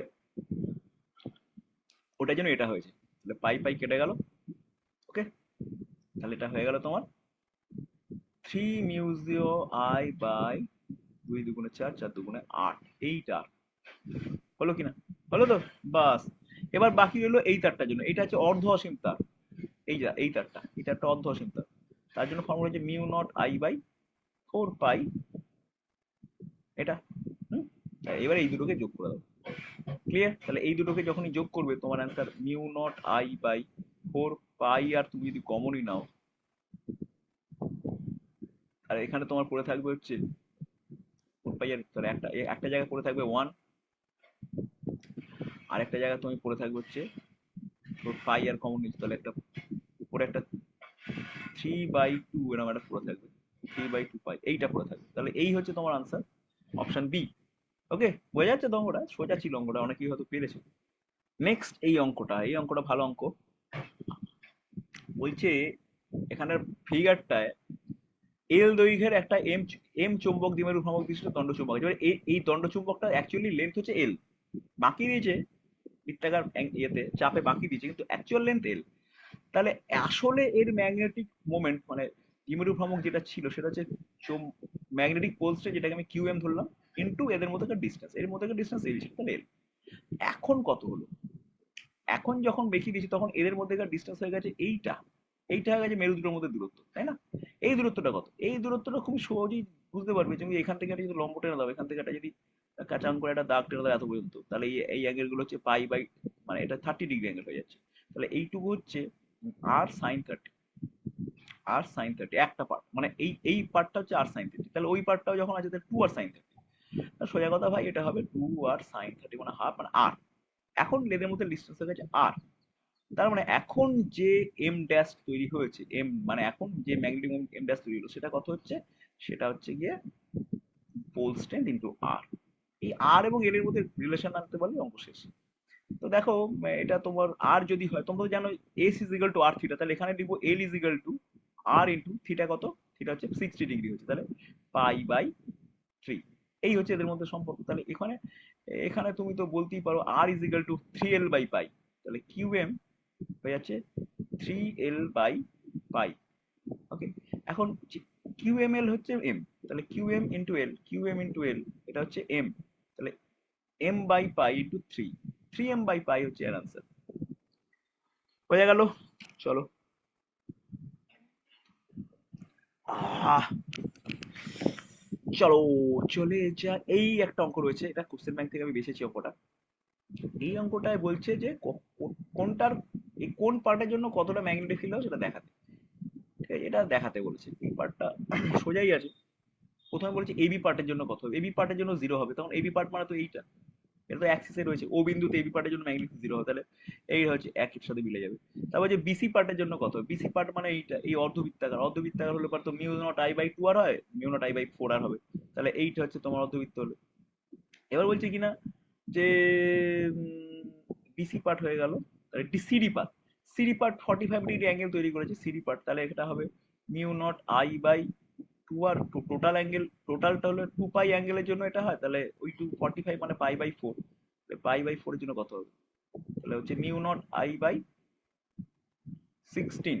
এখানে অপশন নেই, যাই হোক এটা ভুল আছে, অপশনটা উত্তর হবে মিউ নট আই বাই 4 দুগুণা 8 দুগুণা 16 আর। এখানে কিন্তু একটা মিসিং আছে, অপশনটা ভুল দিয়েছিলাম। নেক্সট সিডি পার্টের জন্য কত হবে, সিডি পার্ট বলতে সিডি পার্ট হয়ে গেল, সরি সিডি ডি পার্টের জন্য কত, ডি পার্ট মানে এই পার্টটা, এই পার্টটার জন্য কত, এটা সহজ সহজ আছে। ডি পার্টের জন্য তুমি দেখো, খেয়াল করো, এই যে তারটা দিকে কারেন্ট গেছে, তাহলে এই অ্যাঙ্গেলটা কত, এটা যে থিটা 1, এবং এটা অসীম দৈর্ঘ্যের তার যেহেতু, এটা হয়ে যাবে এই থিটা, এটা হবে থিটা 2, যেটা হবে 180 ডিগ্রি, এই অ্যাঙ্গেলটা। তাহলে এখানে আমার ফর্মুলা করতে হবে mu not I by 4 pi D cos theta 1 minus cos theta 2। এবার কস থিটা 1 তো বুঝতে পারছি 45 ডিগ্রি, তাহলে mu not I by 4 pi D কত, ডি মানে আর, কস থিটা 1 মানে 45 ডিগ্রি 1/√2, আর ওটা হচ্ছে +1 হয়ে যাবে, কারণ মাইনাস মাইনাস 1 হবে, এইটা থিটা 2টা 180 ডিগ্রি, থিটা 2 এমনিতেই −1, তার আগে একটা মাইনাস আছে, +1 হয়ে যাবে। তাহলে এটা হবে তোমার অপশন, তার মানে এই লাস্টের যেটা 4, তাহলে এটা হবে 4। হলো, ইজি আছে, ঝামেলা কিচ্ছু নেই। জাস্ট বায়াসাভার্ট ল এর অ্যাপ্লিকেশনটা তুমি ঠিকঠাক ব্যবহার করতে পারছো কিনা এখানে ওরা টেস্ট করেছে, আর কিছু করেনি কিন্তু। ঠিক আছে, ঝামেলা কিছু নেই। নেক্সট এই অঙ্কটা তোমরা পারবে, এটা বহু কালকার অঙ্ক, কোশ্চেন ব্যাংকে প্রচুর এসছে। একটি সমপরিমাণ আধানযুক্ত দুটি বস্তুকণা, দুটোরই আধান সেম, দুটি বস্তুকণা একটা বিভব দ্বারা ত্বরান্বিত হয়ে সমবেগে চৌম্বকক্ষেত্রে ঢুকেছে, চৌম্বকক্ষেত্র R1 R2 ব্যাসার্ধের বৃত্তপথে তারা ঘুরেছে। তাহলে এ ঘুরেছে R1 বৃত্তপথে, বি ঘুরেছে R2 বৃত্তপথে। এমনিতে ফর্মুলা কি, ফর্মুলা হচ্ছে R is equal to M V by Q B. এখানে এম ভি হচ্ছে ভরবেগ, ভরবেগ মানে কি, ভরবেগ মানে হচ্ছে √2 mE কাইনেটিক এনার্জি, ই এখানে কাইনেটিক এনার্জি। এই এখানে দুটোকেই একই আধান আছে, তাহলে কিউ নিয়ে সমস্যা নেই, একই বিভব প্রভেদ দিয়েছে, তাহলে ওদের যে কাইনেটিক এনার্জি সেটা দুটো ক্ষেত্রে সেম হবে, তার মানে আলটিমেটলি রেডিয়াসটা দাঁড়াচ্ছে এম এর সাথে √2। তার মানে তুমি যদি ভরের অনুপাত বার করতে চাও, তাহলে M1:M2 যদি বার করতে চাও, তাহলে ইজিলি M1:M2 কি বেরোবে, m1 কি বেরোবে? তাহলে এটা অ্যাকচুয়ালি m ভ্যারিজ বলতে হবে r স্কোয়ার, তাহলে m1 r1 square r2 square বেরোবে, r1 স্কোয়ার এটা বেরোবে, বি অপশন। ওকে, সোজা, একদম ঝামেলা কিচ্ছু নেই। নেক্সট 17 দাগের অঙ্কে আমি চলে আসছি। 17 দাগের অঙ্কটা বলছে একটি জলকুণ্ডলী গ্যালভানোমিটারের রোধ 20 ওহম, 0.1 অ্যাম্পিয়ার তড়িৎ প্রবাহ মাত্রার জন্য ওটা ফুল বিক্ষেপ দেয়। আচ্ছা, তার মানে 0.1 অ্যাম্পিয়ার তড়িৎ প্রবাহ মাত্রা ওই গ্যালভানোমিটারের মধ্যে দিয়ে যেতে ম্যাক্সিমাম টু ম্যাক্সিমাম যেতে পারে। তাহলে গ্যালভানোমিটারের যে কেসটা, এই যে গ্যালভানোমিটার, এই গ্যালভানোমিটার এইভাবে শান্টিং করতে হবে বলেছে তো। সরি, শান্টিং এর কথা বলেনি এখানে, এটা বলেছে। আর দেখি কি বলেছে, 100 বিভব প্রভেদ মাপতে হবে, বাবারে 100 ভোল্ট মাপতে হবে তার। তাহলে সিরিজে কত দিতে হবে? তাহলে সোজা কথা, সিরিজে আমি দিয়ে দিলাম আর। তাহলে টোটাল রেজিস্ট্যান্স হয়ে গেল আর প্লাস আর। এখানের মধ্যে দিয়ে কত কারেন্ট ও যেতে পারে? এখানে যেতে পারে 0.1 অ্যাম্পিয়ার, 0.01 অ্যাম্পিয়ার যেতে পারে কারেন্ট। তাহলে এই কারেন্ট গেলে পারে যেন এখানে কত ভোল্ট হয় বলে দিয়েছে, 100 ভোল্ট মাপতে হবে। তাহলে 100 ভোল্ট যেন এখানে হয়। তাহলে সোজা কথা, 100 volt is equal to 10 to the power, এটা পয়েন্ট মাইনাস মানে 10 টু দি পাওয়ার অ্যাকচুয়ালি -2 এটা, ইন্টু এখানে যে আরটা বসাতে জানি না, আর প্লাস এদের যে গ্যালভানোমিটারের যে রেজিস্ট্যান্স, এটা জি বলা উচিত, জি সমান বলেছে 20। এই হচ্ছে ব্যাপার। তাহলে আর ইজ ইকাল টু কত আসছে? আর প্লাস 20 ইজ ইকাল টু আসছে 10 টু দ্য পাওয়ার 4। তাহলে আর সমান কত আসবে? 10 টু দ্য পাওয়ার 4 থেকে 20 বাদ যাবে। 10 টু দ্য পাওয়ার 4 থেকে 20 বাদ গেলে কত হয়? এইটা হয়। ঠিক আছে, চলো নেক্সট অঙ্ক। গ্যালভানোমিটারের রোধ 10 ওহম বলে দিয়েছে, 1 মিলি অ্যাম্পিয়ার তড়িৎ প্রবাহ পাঠালে পূর্ণ বিক্ষেপ হয়। তাহলে 10 অ্যাম্পিয়ার পর্যন্ত মাপতে হবে, 10 অ্যাম্পিয়ার পর্যন্ত এদেরকে মাপতে হবে। তাহলে বুঝতেই পারছো, এই হচ্ছে গ্যালভানোমিটার। এটা নিজেরা করে নেবে। গ্যালভানোমিটারের মধ্যে দিয়ে কত কারেন্ট যেতে পারে? আইজি। এখানে আইজি বলে দিয়েছে 1 মিলি অ্যাম্পিয়ার, মানে 10 টু দ্য পাওয়ার -3 বলে দিয়েছে। ঠিক আছে, তাহলে কিন্তু পাঠাতে হবে কত? পাঠাতে হবে 10 অ্যাম্পিয়ার। 10 অ্যাম্পিয়ারের মধ্যে জি এর মধ্যে দিয়ে 1 মিলি অ্যাম্পিয়ার, তাহলে বাকিটা শান্টের মধ্যে দিয়ে যাবে। বাকিটা শান্টের মধ্যে দিয়ে যাবে, 10 - 10 টু দ্য-3, এইটা যাবে শান্টের মধ্যে দিয়ে। তার মানে এই দুটো পয়েন্টের পোটেনশিয়াল ডিফারেন্স তুমি যদি দেখো একবার এই দিক দিয়ে যদি দেখো, তাহলে হয়ে যাচ্ছে 10 - 10 - 10 টু দ্য-3 ইন্টু শান্ট। এটা হচ্ছে পোটেনশিয়াল ডিফারেন্স অফ দিস দুটো পয়েন্ট। আর যদি এই দিক দিয়ে কারেন্ট প্রয়োগের জন্য পোটেনশিয়াল ডিফারেন্স দেখো, পোটেনশিয়াল ডিফারেন্স একই হবে ভাই, দুটো পয়েন্টের উপর ডিপেন্ড করছে। এই পয়েন্টের পোটেনশিয়াল ডিফারেন্স তুমি যে কোনো দিক থেকে মাপো একই পাবে। তাহলে সোজা দিক থেকে যদি গ্যালভানোমিটারের মধ্যে যদি মাপো, তাহলে সেখানে গ্যালভানোমিটারের কারেন্ট হচ্ছে 1 milli ampere, that is 10 to the এর সাথে জি। এই দুটো হচ্ছে ইকুয়াল। জি এর ভ্যালু কত? জি এর ভ্যালু ওরা বলে দিয়েছে, জি এর ভ্যালু হচ্ছে 10 ওহম। এবার এখান থেকে সলভ করে তোমরা এসটা নিজেরাই বার করতে পারো, কমেন্টে জানাও এর আনসারটা কি হবে। নেক্সট অঙ্কে চলে যাচ্ছি। বলছে 300 ওহম রোধের একটা ভোল্টমিটার 150 ভোল্ট পর্যন্ত মাপতে পারে। তাহলে এর মধ্যে দিয়ে ম্যাক্সিমাম কত কারেন্ট যেতে পারে সেটা আমি কিন্তু বার করে নিতে পারছি। ম্যাক্সিমাম টু ম্যাক্সিমাম ও কারেন্ট নিতে পারে 150/300, দ্যাট ইজ 0.5 অ্যাম্পিয়ার ও কারেন্ট দিতে পারে। ঠিক আছে, এটা বেরিয়ে গেল। এটিকে 8 অ্যাম্পিয়ার প্রবাহমাত্রা অ্যাম্পিটার করতে হবে। তাহলে তুমি পাঠাবে 8 অ্যাম্পিয়ার, ও নিতে পারে কত? এই ভোল্টমিটারটা নিতে পারে কত? নিতে পারে 0.5 অ্যাম্পিয়ার। 8 অ্যাম্পিয়ার পারে তো মরে যাবে। তাহলে বাকি যে ম্যাক্সিমাম কারেন্ট এদিক দিয়ে পাস করিয়ে, শান্ট দিয়ে পাস করিয়ে দিতে হবে। তাহলে শান্টের মধ্যে দিয়ে কত যাবে? 8 - 0.5 অ্যাম্পিয়ার, রাইট? এইটা শান্টের মধ্যে দিয়ে যাবে। তাহলে এই দুটো পয়েন্টের পোটেনশিয়াল ডিফারেন্স নিয়ে ভাবো তুমি। এই দুটো পয়েন্টের পোটেনশিয়াল ডিফারেন্স যদি তুমি ভোল্ট মিটারের রেসপেক্টে ভাবো, তাহলে উত্তর হবে 0.5 যাচ্ছে ওর মধ্যে দিয়ে, ভোল্ট মিটারের মধ্যে দিয়ে। ভোল্ট মিটারের রেজিস্ট্যান্স কত? 300। তাহলে 0.5 ইন্টু 300 ইজিক্যাল টু কি হবে? শান্টের মধ্যে দিয়ে ভাবো, কারণ এই দুটো পয়েন্টের পোটেনশিয়াল ডিফারেন্স শান্টের মধ্যে দিয়েও একই আসবে। শান্টের মধ্যে দিয়ে শান্ট তুমি জানো না, ইন্টু 8 - 0.5। এই ক্যালকুলেশন করে শান্ট তুমি বার করো বলো এই 19-এর অ্যান্সার কত বেরিয়েছে তোমরা আমাকে জানাও। ওকে, নেক্সট অঙ্ক 20। বলছে একটি অঞ্চলে বিদ্যমান চৌম্বক ক্ষেত্র বলে দিয়েছে, এল বাহু বিশিষ্ট একটা বর্গাকার রূপ বলে দেওয়া আছে, বর্গক্ষেত্র বলা আছে যার বাহু দৈর্ঘ্য এল। এবার ওরা জিজ্ঞেস করেছে মোট কত ফোর্স অ্যাপ্লাই হচ্ছে, এই লুপটায় মোট কত ফোর্স অ্যাপ্লাই হচ্ছে জিজ্ঞেস করেছে। আর ম্যাগনেটিক ফিল্ডটা বলে দিয়েছে এই এরকম কে ডিরেকশনে বলে দিয়েছে, ম্যাগনেটিক ফিল্ড এরকম বলে দিয়েছে, তাই? তো তুমি দেখো এই এই যে তারটা রয়েছে, এই তারের ক্ষেত্রে, এই তারটার ক্ষেত্রে এইখানে যে তারটা রয়েছে সেই তারের ক্ষেত্রে এক্স ইজ ইকুয়াল টু 0। তাহলে এবার তুমি ম্যাগনেটিক ফিল্ডের ইকুয়েশনে যদি এক্স ইজ ইকুয়াল টু 0 বসাও, তাহলে বি ইকুয়াল টু কিন্তু 0 পেয়ে যাচ্ছে, 0 কে ক্যাপ পাচ্ছ, রাইট? এইবার তুমি দেখো, তুমি যদি এই তারের ক্ষেত্রে চলে যাও, এই তারের ক্ষেত্রে যদি চলে যাও, তাহলে এখানে এক্স ইজ ইকুয়াল টু কিন্তু এল।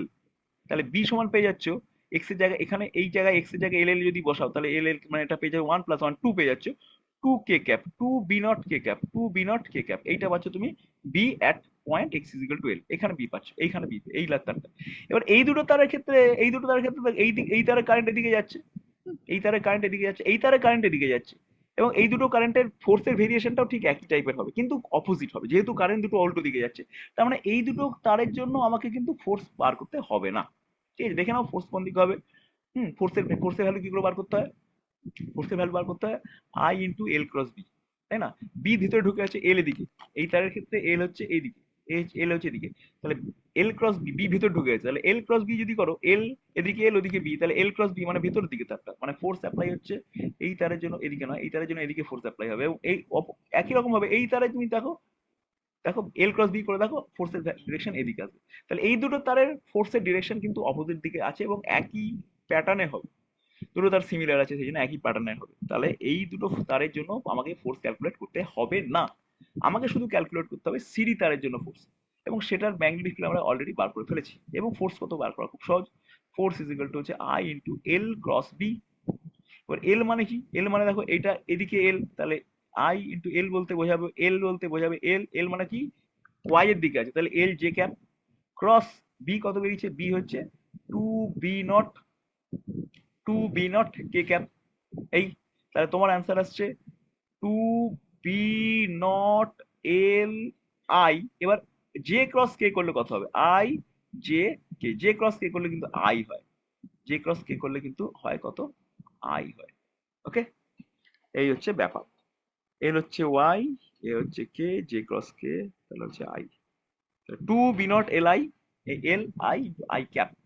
অপশন, ওখানে কিন্তু আমাদের অপশন হচ্ছে অপশন ডি অ্যান্সার আসছে। ওকে, অপশন ডি অ্যান্সার আসছে। চলো চলে যাই নেক্সট অঙ্ক। ও বাবা, 20টা বলেছিলাম না, সরি 21টা হয়ে গেছে। আচ্ছা দেখে নি, এটাও সহজ অঙ্ক। একটা দণ্ডচুম্বকে পাতলা সুতো দিয়ে বেঁধে অনুভূমিক চুম্বক ক্ষেত্রে ঝোলানো আছে, চুম্বকটি সাম্যাবস্থায় আছে, চুম্বকটিকে 60 ডিগ্রি কোণে ঘোরাতে কত কাজ করতে হবে? সাম্যাবস্থায় আছে, 60 ডিগ্রি কোণে ঘোরাতে হবে। কাজ, ওয়ার্ক ডানের ফর্মুলা কি? Magnetic moment.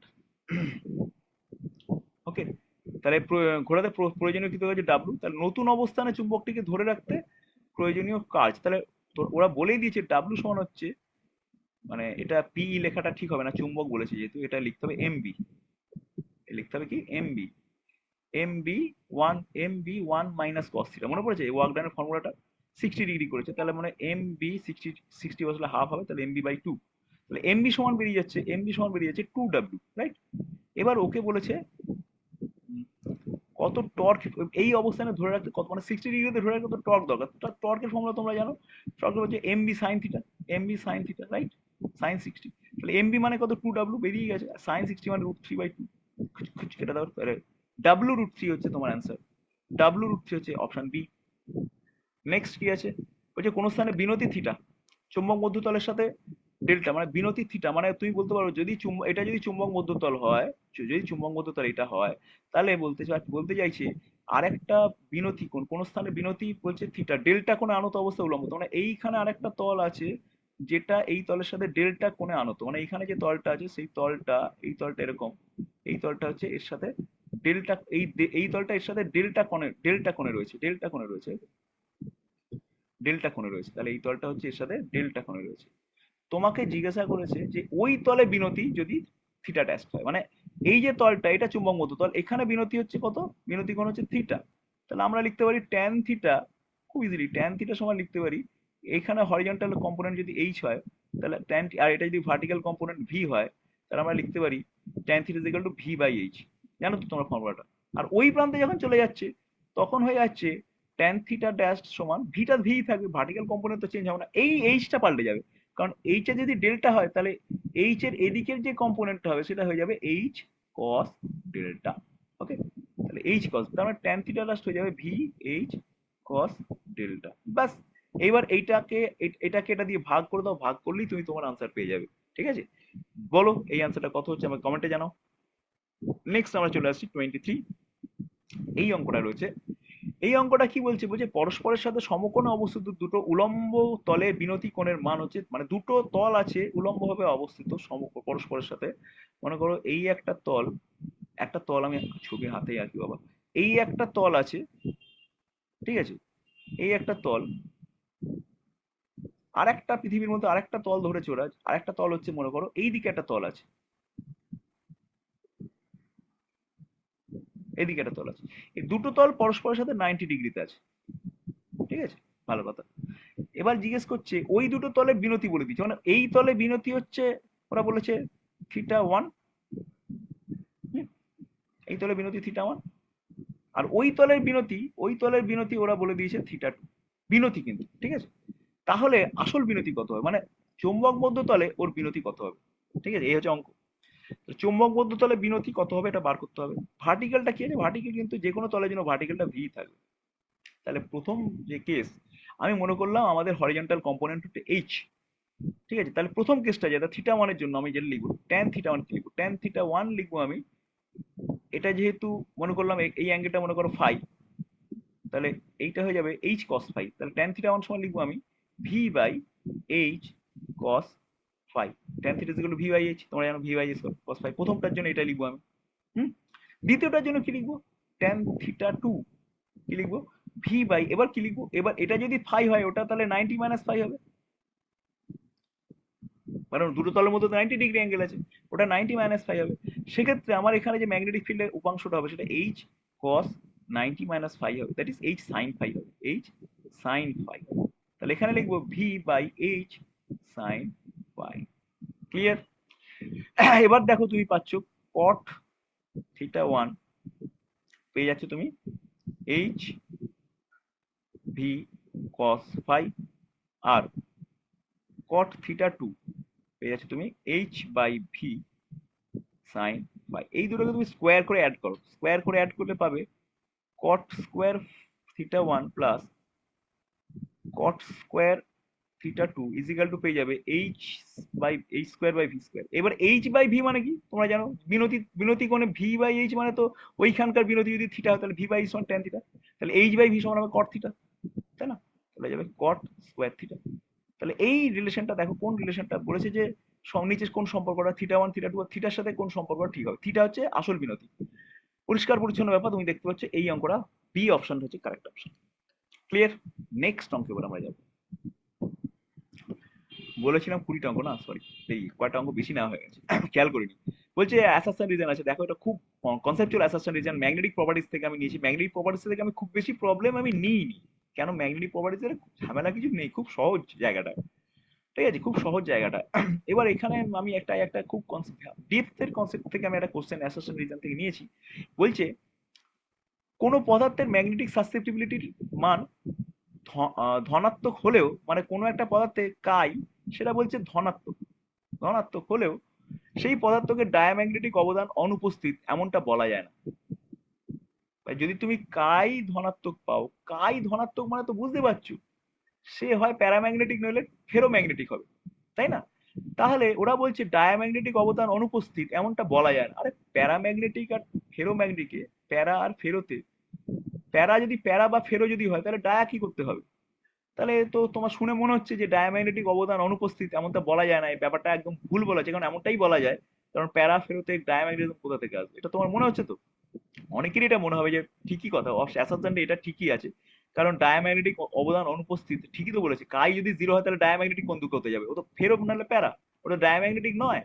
তাহলে ডায়াম্যাগনেটিক যেহেতু নয় তাহলে ডায়াম্যাগনেটিক অবদান অনুপস্থিত, তো ঠিকই হবে। এখানে এমনটা বলা যায় না, কেন লিখেছে?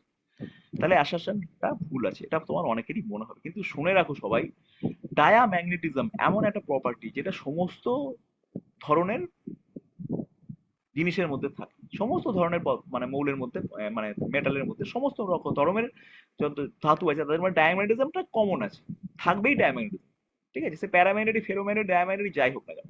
আর প্যারা আর ফেরোতে কেন শো হয় না, কারণ প্যারা আর ফেরোতে এতটাই ডায়াম্যাগনেটিজম কম থাকে, মানে প্যারা আর ফেরো যে মানে ইফেক্টটা সেটা অনেক বেশি হয়, ডায়াম্যাগনেটিজমটা কোনো শো হয় না, কিন্তু ডায়াম্যাগনেটিজম ওর মধ্যে থাকে, প্রত্যেকটা পদার্থই ফান্ডামেন্টালি ডায়াম্যাগনেটিক হয়, ঠিক আছে? কেন কেন না, কারণ তুমি যখন কোনো পদার্থ, যে কোনো পদার্থই হোক না, তুমি যখন চুম্বকটাকে তার কাছে আনবে তখন ওখানে ফ্যারাডেজ ল অনুযায়ী ম্যাগনেটিক ইন্ডাকশন হবে এবং সেখানে একটা তড়িৎচালক বল তৈরি হবে। সেই তড়িৎচালক বল বা সেই সেই যে ইনডিউস ইএমএফ যেটা হবে এখানে, সেই ইনডিউস ইএমএফটা এমন দিকে হবে যাতে কারণটা বাধা পায়, মানে চুম্বকটাকে যে নিয়ে আসছো সেই চুম্বকটা যাতে না নিয়ে আসতে পারে, অর্থাৎ বিকর্ষণ হবে। এটা তো যে কোনো মেটালের মধ্যে হবে, সবার মধ্যেই হবে। তাহলে যাই হোক, লোহা কবাল্ট অ্যালুমিনিয়াম সোনা হুরে প্লাটিনাম যাই হোক না কেন সবার মধ্যে এই জিনিসটা আছে, তার মানে কি সবার মধ্যে ডায়াম্যাগনেটিজম আছে। তাহলে এই যে কথাটা লিখেছে এমনটা বলা যায় না, এটা ঠিকই বলেছে, আশা সেনটা ঠিক। রিজন কি দিয়েছে, ডায়াম্যাগনেটিক প্রভাবের জন্য ম্যাগনেটিক সাসেপ্টিবিলিটি ঋণাত্মক হয়। এটাও ঠিক। ডায়াম্যাগনেটিক প্রভাবের জন্য ম্যাগনেটিক সাসেপ্টিবিলিটি যেটা, সেটা ঋণাত্মক, ডায়াম্যাগনেটিক প্রভাবের জন্যই তো হয়। ঠিক আছে, ঠিক আছে। ওকে, তার মানে কোনো পদার্থে ম্যাগনেটাইজেশন ঋণাত্মক হলেও তার এই কথাটা এটাকে সাপোর্ট করছে, তার মানে ঠিক আছে। অপশন এ হচ্ছে এর কারেক্ট আনসার। ক্লিয়ার? তো স্টুডেন্টস, আশা করছি 24টা অঙ্ক আর নিয়ে যা আর নিয়ে এতটা অঙ্ক তুমি সব দেখলে, আশা করলাম যারা পুরোটা দেখেছো তারা যথেষ্ট ভালো শিখতে পারবে এবং এখান থেকে তাদের অনেকটা উপকারও হবে। স্টুডেন্টস, পরের ভিডিওতে তোমাদের সাথে দেখা হচ্ছে। ওকে, তো চলো টাটা বাই বাই। চলো।